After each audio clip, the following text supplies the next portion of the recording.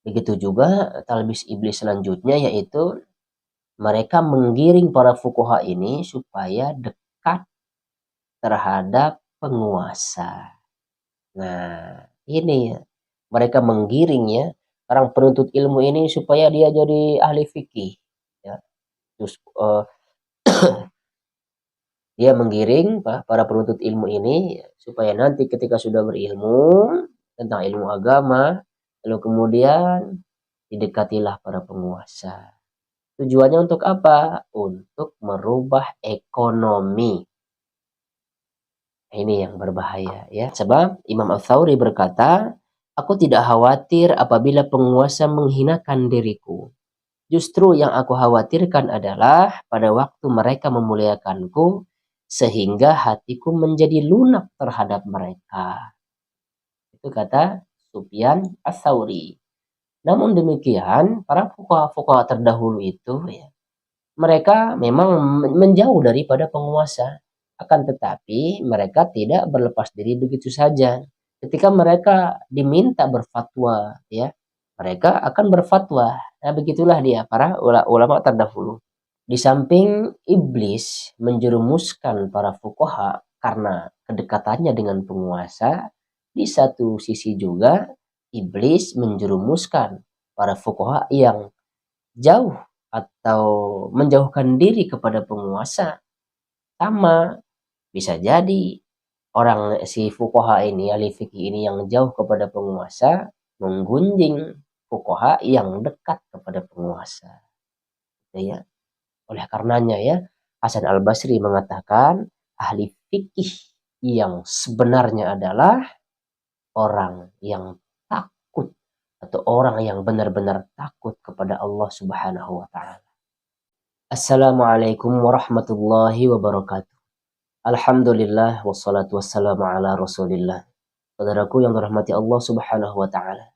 Kita bersyukur kepada Allah atas limpahan karunia yang diberikan kepada kita sehingga kita dapat melanjutkan kajian kita pada kitab Talbis Iblis, di mana pada kesempatan ini kita akan membahas tentang talbis iblis terhadap fuqaha atau ahli fikih. Saudaraku yang dirahmati Allah Subhanahu wa taala.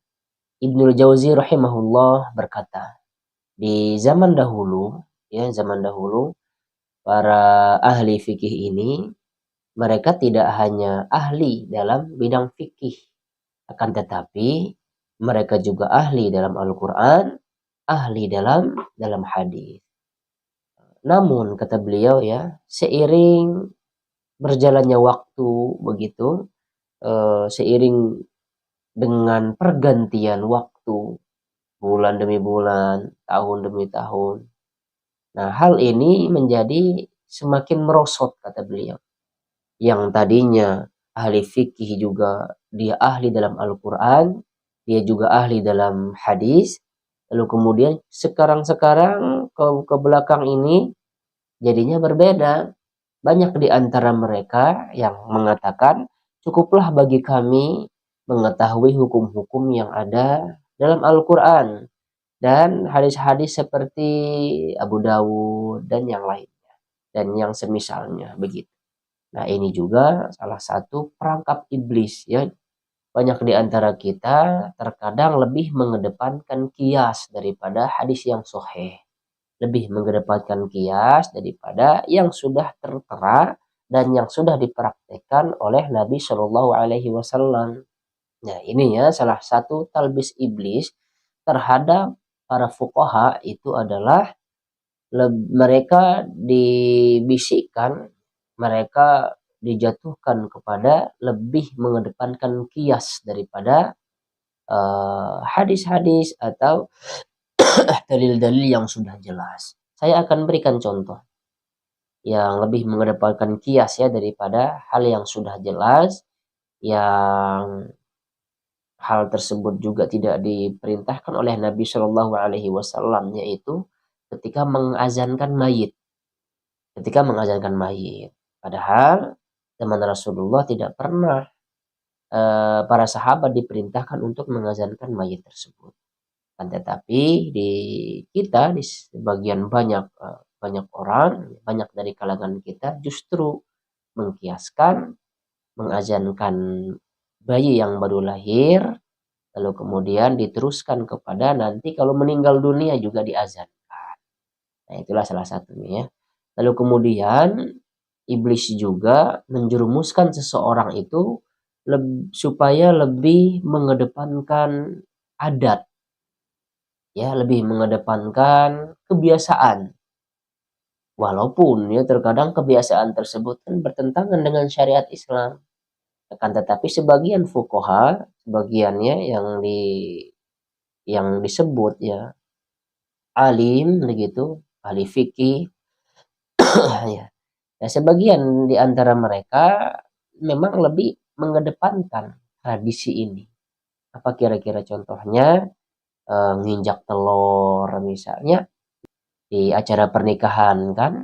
Nah, kita lihat di sana ada juga acara nginjak telur dan yang lainnya. Nginjak telur kan itu mubazir jadinya nanti. Padahal di syariat kita melarang melakukan hal demikian. Nah, inilah ya yang terjadi terkadang di daerah kita sendiri. Lalu kemudian setan membuat para fuqaha ini sibuk ya dengan membuat atau menyusun berbagai pembahasan ilmu yang berdasarkan kepada logika semata tanpa memadukannya dengan sesuatu yang jelas-jelas bisa melembutkan hati. Nah, maksudnya apa? Mereka tidak membarenginya dengan membaca Al-Quran, membaca hadis. Padahal hadis kan Masya Allah banyaknya luar biasa. Kalau kita baca hadis tersebut kan sebulan, 2 bulan, bahkan setahun juga nggak bakal habis. Begitu. Nah ini mah malah justru menyibukkan diri mereka untuk menyusun buku-buku. Buku-buku apa? Buku-buku yang berdasarkan kepada logika semata. Nah, dalam hal ini sehingga orang-orang awam yang tidak ada basic sama sekali ya tentang agama yang mempelajari buku yang dibuat oleh para fuqaha tentang ilmu-ilmu logika ini, nah, terkadang menyesatkan sebagian dari orang-orang awam ini. Nah, dan juga banyak juga orang-orang pintar ya yang memakai logika karena membaca buku tersebut. Kita ambil saja contoh. Ada seorang tokoh yang mengatakan bahwa tidak mungkin Imam Bukhari ini membuat hadis sebanyak itu. Disebabkan karena apa?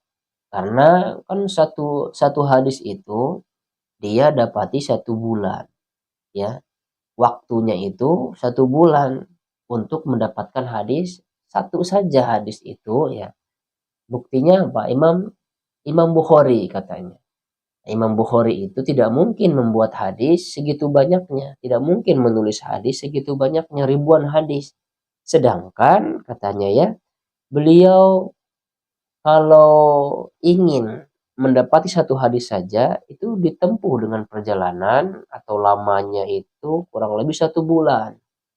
Bagaimana mungkin dia bisa menyusun hadis ribuan hadis itu, sedangkan satu hadisnya saja harus perjalanan 1 bulan. Belum lagi dia sholat, tulis satu, berwudu, sholat, tulis satu, kan nggak mungkin katanya. Nah inilah dia ya dampaknya orang-orang yang memfokuskan diri kepada ilmu-ilmu logika. Ada juga yang mengatakan karena logika ini ya, yang kita sebut mukjizat Nabi Shallallahu Alaihi Wasallam, salah satunya adalah beliau membelah bulan. Katanya apa? Tapi tidak ada buktinya bulan itu pernah terbelah. Di ilmu sains sekarang belum bisa membuktikan katanya. Nah inilah dia ya dampak negatifnya dari menyibukkan diri untuk belajar ilmu kalam yang dibuat oleh para fuqaha gitu ya. Selanjutnya talbis iblis terhadap para fuqaha itu adalah iblis menggiring mereka supaya sibuk untuk berdebat. Nah ini berdebat ini Masya Allah, satu sisi ada baiknya, tetapi lebih banyak mudorotnya. Apa mudorotnya? Mudorotnya rata-rata karena manusiawi ingin mendapatkan kemenangan. Lalu kemudian menjatuhkan lawan. Itu dia. Tetapi kalau berdebatnya benar-benar ya mencari kebenaran, maka dia akan meninggalkan statement-statementnya yang keliru. Dia akan meninggalkan statement-statementnya yang lemah dan pasti akan mengambil lawannya yang benar. Akan tetapi faktanya terkadang sebagian fuqaha ketika berdebat yang sudah jelas-jelas pendapatnya tersebut itu lemah, sudah jelas-jelas pendapatnya itu menyelisih sunnah, ya, tapi tetap dipertahankan ya argumentasinya yang salah tersebut. Disebabkan apa? Bisa jadi karena jamaahnya banyak. Kalau misalkan dia mengaku pendapatnya ini salah, nanti jatuh nanti wibawanya di hadapan para jamaahnya. Nah, termasuk juga kan ada seorang tokoh yang kita kenal udah luar biasa ya ilmunya, ya yang masalah tahlilan. Nah, beliau juga mengakui bahwa tahlilan memang tidak ada bid'ah mungkaroh memang katanya. Nah, akan tetapi ini kan apa namanya sudah kebiasaan. Kalau kita melarang masyarakat kita yang diperangi katanya. Oleh karenanya ya, nah kalau begitulah ya lihainya setan itu kepada kita semua ya bukan hanya kepada fuqaha saja. Ya, nah gitu ya. Kalau kita bandingkan dengan para fuqaha terdahulu, mereka akan mengatakan kalau ada di antara pendapatku yang kiranya apa lemah atau kalau ada kiranya pendapat kalian yang lebih kuat, silahkan diutarakan.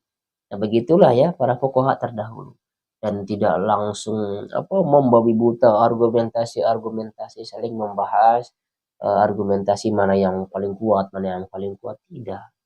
Contohnya ya, contoh Imam Ahmad bin Hambal yang beliau mengatakan yang tidak sholat adalah kafir, ya. Yang orang yang sengaja meninggalkan sholat itu kafir. Sedangkan Imam Syafi'i mengatakan tidak. Nah, langsung Imam Syafi'i mendatangi Imam Ahmad bin Hambal. Wahai Ahmad, kenapa engkau mengkafirkan orang yang tidak sholat? Mana dalilmu? Kata beliau. Lalu disebutkan dalilnya. Lalu kemudian Imam Syafi'i juga kan dalilnya disebutkan demikian dan yang lain. Nah, begitulah caranya ya, bukan untuk saling menjatuhkan. Ini bahayanya.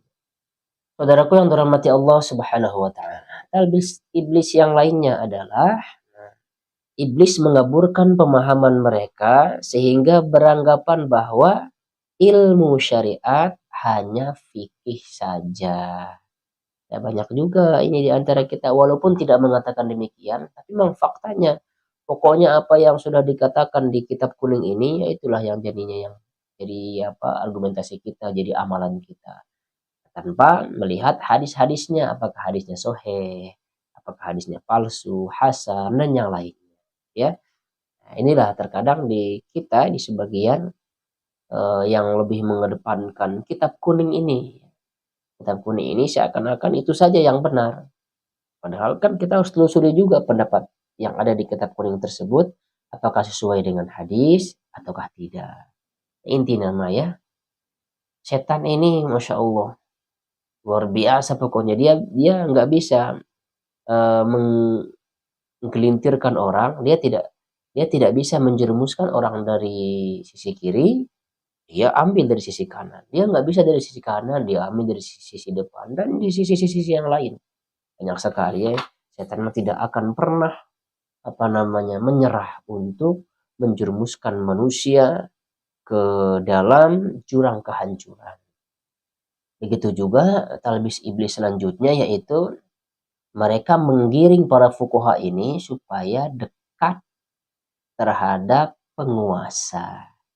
Nah, ini mereka menggiring ya orang penuntut ilmu ini supaya dia jadi ahli fikih ya. Terus dia menggiring para penuntut ilmu ini supaya nanti ketika sudah berilmu tentang ilmu agama, lalu kemudian didekatilah para penguasa. Tujuannya untuk apa? Untuk merubah ekonomi. Ini yang berbahaya ya. Akibatnya yang timbul dari tindakan itu ialah tersebarnya kerusakan pada 3 pihak. Nah, di sini disebutkan bahwa yang pertama si penguasa sendiri, karena dia akan mengatakan sekiranya aku salah, sekiranya aku tidak berada di atas kebenaran, pasti si fulan, maksudnya ya ahli fikih ini, fuqaha ini, nah pasti si fulan yang terkenal sebagai ahli fikih itu mengingkari sikapku. Bagaimana mungkin, kata dia ya, aku berada di pihak yang tidak benar, sementara dia saja mau memakan hartaku.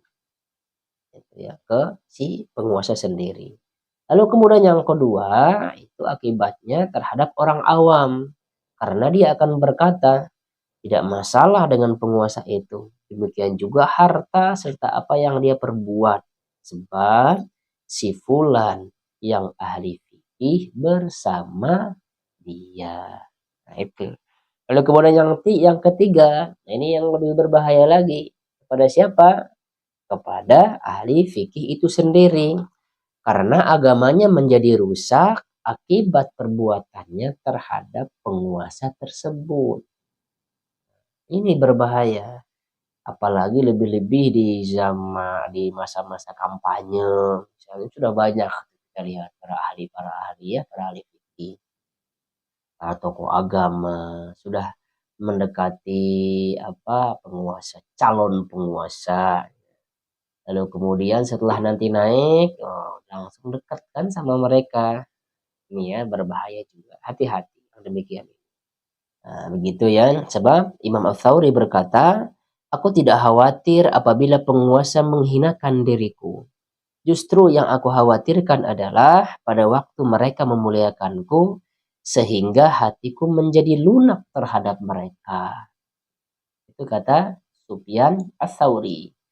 Namun demikian, para fuqaha terdahulu itu ya, mereka memang menjauh daripada penguasa. Akan tetapi mereka tidak berlepas diri begitu saja. Ketika mereka diminta berfatwa, ya, mereka akan berfatwa. Nah, begitulah dia para ulama terdahulu, para fuqaha terdahulu, para ahli fikih terdahulu. Di samping iblis menjerumuskan para fuqaha karena kedekatannya dengan penguasa, di satu sisi juga iblis menjerumuskan para fuqaha yang jauh atau menjauhkan diri kepada penguasa. Sama, bisa jadi orang si fuqaha ini, ahli fikih ini yang jauh kepada penguasa, menggunjing fuqaha yang dekat kepada penguasa. Ya. Jadi hati-hati pokoknya terhadap ini. Namanya manusia, kita ya saling menasehati. Tidak ada orang yang luput dari kesalahan tersebut. Oleh karenanya ya, Hasan Al-Basri mengatakan ahli fikih yang sebenarnya adalah orang yang takut atau orang yang benar-benar takut kepada Allah Subhanahu wa taala. Inilah dia. Kalau orang benar-benar takut kepada Allah, dia akan mempertimbangkan dengan sedemikian rupa. Orang-orang yang takut kepada Allah, dia akan berpikir jernih sebelum melangkah. Orang-orang yang takut kepada Allah, dia tidak akan merasa tidak enak kepada penguasa. Ketika misalkan dia sudah difasilitasi, diberikan ini dan itu, lalu kemudian dia diminta untuk berfatwa, supaya fatwanya ini cocok dengan pemimpin tersebut, cocok dengan penguasa tersebut. Nah, jadi orang yang benar-benar takut kepada Allah, dia tidak akan pandang bulu. Kalau salah, ya salah. Kalau benar, ya benar. Dan dia tidak akan bergantung kepada si penguasa. Mudah-mudahan ini ada manfaatnya ya. Yang benarnya datang dari Allah, yang salahnya dari saya pribadi. Subhanakallahumma wa bihamdika asyhadu an la ilaha illa anta astaghfiruka wa atubu ilaik. Assalamualaikum warahmatullahi wabarakatuh.